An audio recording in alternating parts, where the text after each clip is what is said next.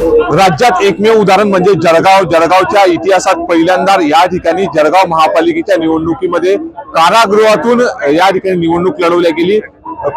ललित कोल्हे आणि त्यांच्या पूर्ण कुटुंबीय या ठिकाणी आपल्यासोबत आहे। ललित कोल्हे यांनी गेल्या काही दिवसापासून कारागृहात आहे, मात्र कोल्हे परिवाराने आपण जर बघतोय या ठिकाणी त्यांची उमेदवारी शिवसेनेच्या वतीने दाखल केली आणि शिवसेनेच्या वतीने या ठिकाणी दाखल केलेल्या ललित कोल्हे यांचा आज विजय झालेला आहे। त्यांच्यासोबत त्यांचे पुत्र असतील पियुष कोल्हे, त्यांची आई देखील या ठिकाणी विजय झालेली आहे। कोल्हे परिवारातील शिवसेनेचे तिन्ही उमेदवार या ठिकाणी घवघवीत यशाने विजय झाले। आपल्यासोबत सरिताताई आहे। ताई, काय सांगाल, पहिला विजय ललित कोल्हेंचा कारागृहातून?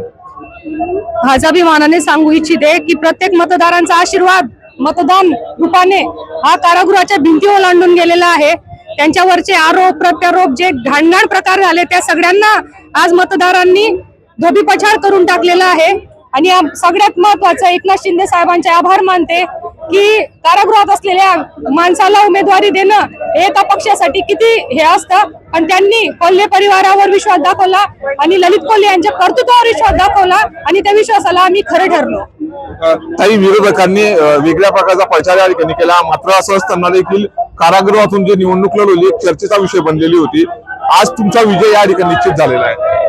विरोधकांनी जेवढे आरोप केले त्यांना उत्तर 100% दिलं असतं, पण आमच्या एलके फाउंडेशन आणि आम्ही सगळ्यांनी फॅमिलीने एक ठरवून घेतलं होतं की उत्तर जे देऊ ते निकालाच्या दिवशी देऊ। आता एवढे हजारो लोकांनी निकाल दिलेला, आता उत्तर द्यायचं राहिलंच काय? कर्तृत्वाची भिंत ते ओलांडू शकले नाही, त्याच्यावर फक्त दगड मारत राहिले। निश्चितच कारागृहात गेल्यानंतर तुम्ही या ठिकाणी चप्पल देखील परिधान केली नाही। पियुष दादा असतील किंवा तुम्ही असेल, या ठिकाणी तुम्ही असा निर्धार केलेला होता की विजयी झाल्यानंतरच आम्ही या ठिकाणी चप्पल परिधान करू, अशा पायाने तुम्ही या ठिकाणी संपूर्ण प्रभाग असेल किंवा इतर प्रचार केलेला आहे।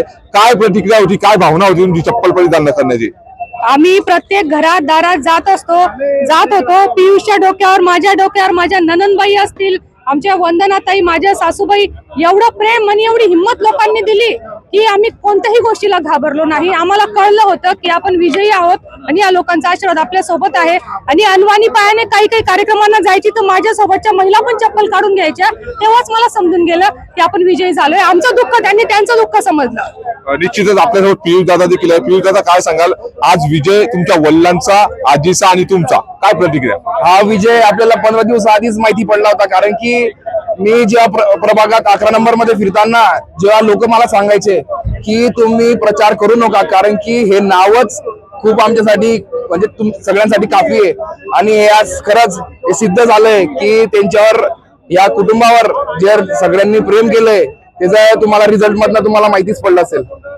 निश्चितच हे होते कोल्हे परिवार की राज्यभरातून यांनी ललित कोल्हे यांनी या ठिकाणी कारागृहातून निवडणूक लढवली आणि शिवसेना शिंदे गटाने कोल्हे परिवारात त्या ठिकाणी 3 उमेदवार दिले, मात्र तिघही उमेदवारांचा या ठिकाणी विजय झालेला आहे। राज्यातील एकमेव उदाहरण कारागृहातून निवडणूक लढवून या ठिकाणी ललित कोल्हे यांचा विजय आणि अनवाणी पायाने या ठिकाणी पिता आणि त्यांच्या पत्नीने या ठिकाणी प्रचार केला, याचं यश त्यांना या ठिकाणी लाभलेलं आहे। नितीन नांदुरकर, न्यूज 18 लोकमत, जळगाव।